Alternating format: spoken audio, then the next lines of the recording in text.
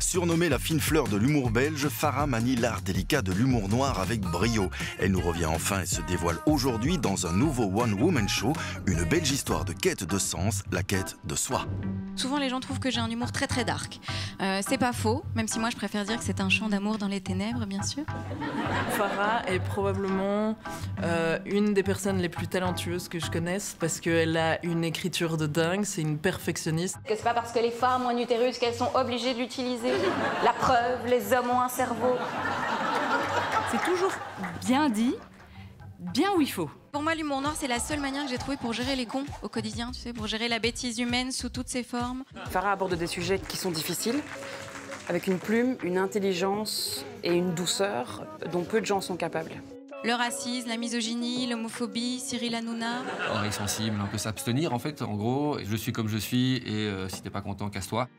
Je déteste l'idée d'être enfermée, mais en fait, je déteste aussi l'idée que d'autres gens soient enfermés dans des cases. Et ça, c'est aussi une nature profonde que j'ai depuis toute petite. Ça me dérange pas de déranger les autres. La petite Farah grandit chez ses grands-parents avec sa famille et sa maman, selon elle, la plus grande punchlineuse du monde. Dans notre famille, je pense que le mode de communication, c'est principalement le rire, le sarcasme et la nourriture. C'est les trois moyens de dire qu'on s'aime. J'étais une petite fille très créative. Je me souviens, dans le salon de mes grands-parents, je faisais des chorégraphies, des comédies musicales. Mon petit frère m'appelait Farah Carré parce que je faisais beaucoup de concerts de Maria Carré chez moi. Une enfance remplie de rire, d'imagination et d'amusement qui n'empêche pas la jeune Farah de s'engager dans un parcours plutôt classique. Diplômée de l'ULB, elle devient marketing manager dans une banque belge. Mais sauf qu'à un moment, on arrive à la trentaine, on fait un premier bilan où j'avais vraiment fait tout ce qu'on attendait de moi. C'est-à-dire que j'avais fait des études, j'étais cadre, j'avais acheté un appartement toute seule avant mes 30 ans. Donc vraiment, j'étais le tchac, tchac, tchac, tchac, tchac. Je sentais que j'étais pas heureuse en fait, qu'il me manquait quelque chose. De retour de son week-end anniversaire, Farah pousse alors la porte d'un comedy club qui va changer sa vie. Je me dis, bah tu sais quoi, inscris-toi. Au pire, t'es mauvaise ou c'est pas fait pour toi, mais au moins tu le sais. J'ai rencontré Farah parce qu'elle s'est inscrite à l'académie qu'on organise ici chaque année, qui est un cursus de 2 semaines où on donne une formation de base pour apprendre un peu vraiment les rouages du stand-up et de la comédie. C'est quelqu'un qui directement nous a montré que l'écriture était son atout principal et on a vu qu'elle allait aller loin là-dedans assez rapidement, quoi. Et à la fin des 2 semaines d'académie, il m'a dit, bah voilà, il y a un concours et on aimerait vraiment que tu participes au concours. Vient ensuite la question que tout le monde se pose, pourquoi cacher une arme dans son vagin? Et dernière piste, quand on sait que les tampons et serviettes hygiéniques sont surtaxés car considérés, je cite, comme des produits de luxe non essentiels, oui, les filles, saigner comme un goret 1 fois par mois est un luxe. Et elle a été jusqu'en finale. Donc pour quelqu'un qui commençait l'humour, c'était plutôt pas mal. Et c'est alors le début de la Faramania. Multiprimée des festivals d'humour, de grands noms lui proposent de faire leur première partie. Elle enchaîne la tournée de son premier spectacle, des plateaux, des passages télé et radio. Farah est partout. Bonsoir Montreux, bonsoir. Cette fameuse question existentielle, tu baises ou pas? C'est beau. C'est vrai? Bah non, connard. Soyez prévenus, quand l'heure de la sénilité et de l'incontinence arrivera, on ira pisser sur vos stanas. Les actrices, c'est comme les mannequins, même à 40 ans, ça doit ressembler à une gamine de 14 ans sous-alimentée. Au début, c'était un peu, j'ai trouvé une passion, mais à côté, je garde mon métier normal.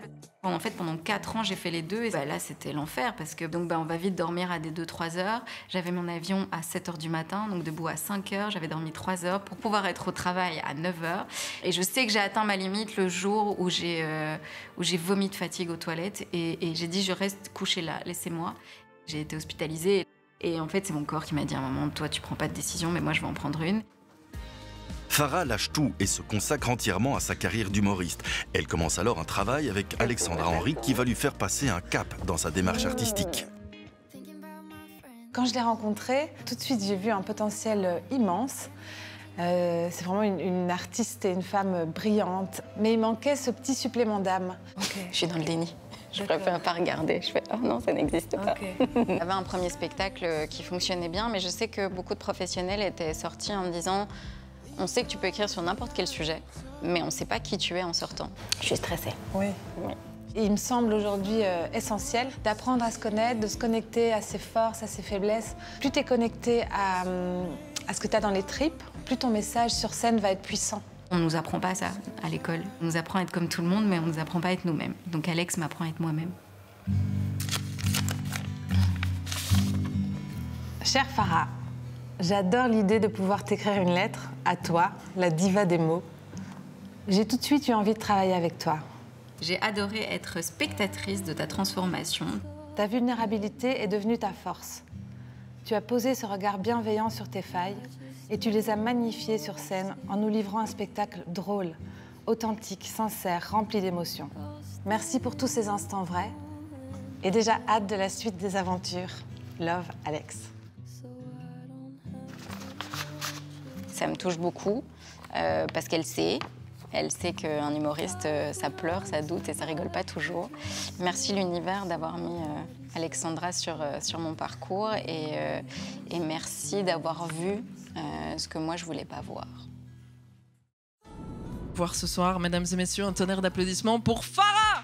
La toute première date de rodage, ça c'était très très compliqué. Ah, j'étais vraiment la petite fille qui panique et qui se dit « Oh mon Dieu, mais qu'est-ce qu'ils vont dire ?» Un spectacle en rodage, c'est un peu comme un bébé prématuré. C'est moche, c'est pas abouti, mais on va quand même l'entourer de beaucoup d'amour. Farah, en 3 ans, a beaucoup changé. Et aujourd'hui, sur scène, c'est Farah qui joue. D'abord, ça vient des tripes, on le sent. Et c'est extrêmement touchant.